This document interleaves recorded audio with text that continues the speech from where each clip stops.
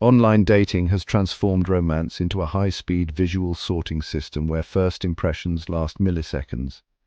Research from MIT shows dating app users make snap judgments in just two-thirds of a second, faster than the brain can consciously process facial features. This hyper-accelerated decision-making prioritizes immediate physical attraction over all other qualities, rewiring our neural pathways to value superficial traits. The dopamine hit from matching creates a Pavlovian response, conditioning us to crave the quick validation of appearance-based approval, rather than the slow burn of genuine connection. Modern dating profiles have become carefully curated advertisements rather than authentic self-representations.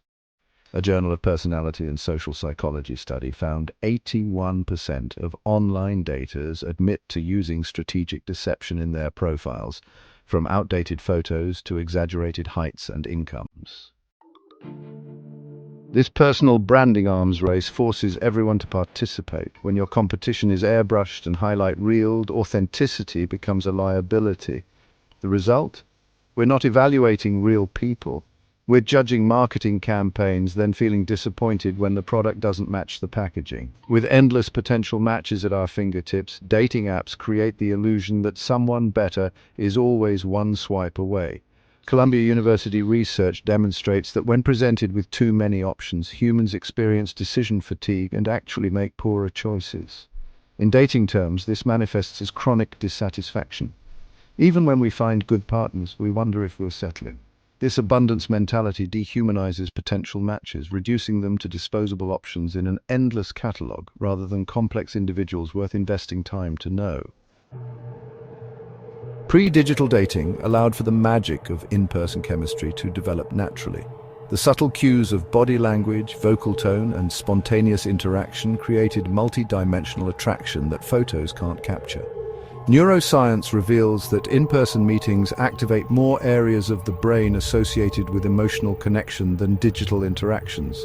By removing these rich sensory inputs, dating apps flatten attraction into two dimensions, making us judge books by their covers because we never get to sample the writing. Dating apps don't just reflect our superficial tendencies, they amplify them through machine learning. When users consistently swipe right on certain physical traits, algorithms learn to prioritize those features, creating feedback loops that narrow our dating pools. A troubling study from OkCupid showed that users rated 80% of men as below average in attractiveness, demonstrating how digital platforms distort our perceptions. These systems don't encourage us to expand our horizons. They calcify our prejudices while convincing us we're simply exercising preferences. Online dating has introduced marketplace mentality to romance, complete with economic terms like high-value dating market and SMV, sexual market value. This transactional framework encourages users to constantly assess their own worth and that of others based on superficial metrics. Research from the University of Chicago found that frequent dating app users begin evaluating real-life interactions through this same economic lens, instinctively rating people they meet offline. When we view relationships through the prism of exchange value rather than emotional value, we lose the capacity for unconditional connection. Dating apps operate on the same attention-grabbing principles as social media, rewarding flash over substance. We've optimized our romantic searches for viral potential rather than viability. A new phenomenon has emerged. Individuals who maintain dating app profiles perpetually, not because they want relationships, but because they crave the validation of matches and messages. NYU research identifies these professional daters as suffering from gamification addiction, where the thrill of the chase replaces any desire for actual connection. For these users, the superficial aspects of dating, appearance, witty banter, become ends in themselves rather than means to deeper relating. Traditional dating allowed attraction to develop gradually through shared experiences, a process psychologists call slow liking. Digital dating reverses this, demanding immediate sparks before granting a first date. By eliminating the courtship phase, where emotional connections form, we've privileged superficial excitement over sustainable compatibility. Constant exposure to curated attractiveness on dating apps distorts our real-world expectations. This standards inflation creates impossible benchmarks that leave us perpetually dissatisfied.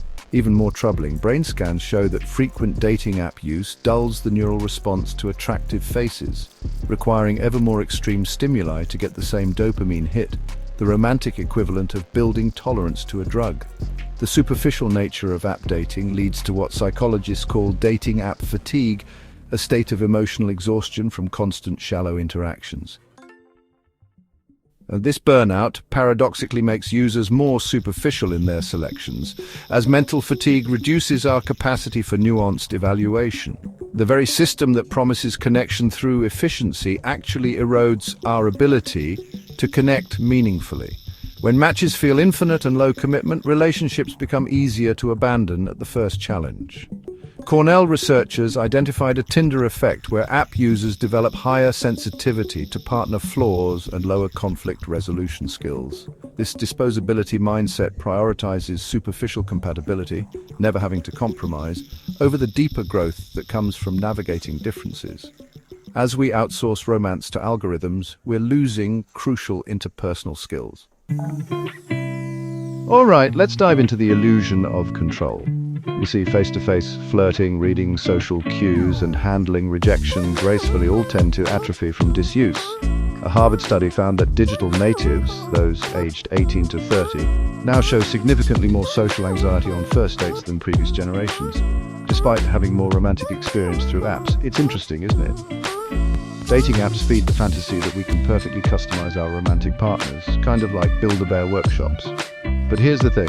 This illusion of control makes us dismiss potential matches for trivial reasons we'd overlook in organic meetings. Northwestern University research shows that online daters reject profiles for arbitrary deal breakers, like preferring dogs over cats, that would never preclude real-life attraction. The more we believe we can engineer perfect compatibility, the more superficial our selection criteria become.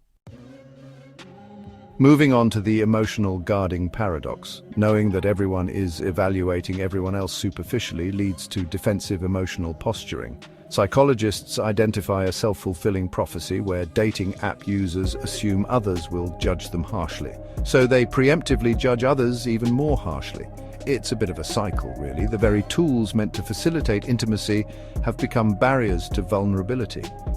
Constant exposure to idealized profiles fuels destructive social comparison. A Journal of Cyberpsychology study found that 30 minutes of dating app use significantly decreased users' self-esteem and body satisfaction. It's quite revealing, isn't it?